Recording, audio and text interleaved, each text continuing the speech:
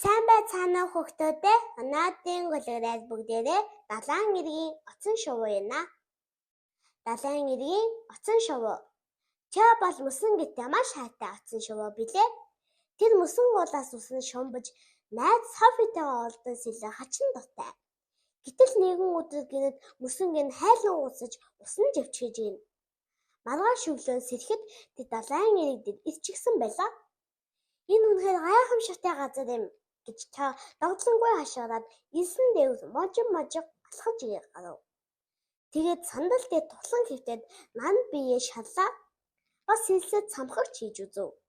Хавтангаа давлгаан дээгүүрч булгаж гин. Заас байрангаа зайрмаг амтлан долоожээ. Эцэст нь нийл эс болон чоо ядаж гэтээ харахад шидэв. Харих цаг болжээ гэд усан шумбан орхон тэр. Чоо шинхэн зугаатай аяллахын талаар Софид хэлнэ гэхээс тэсгэн ядна. Тэр мөн дараагийн аяллаач төлөвлөд амжиж гинэ.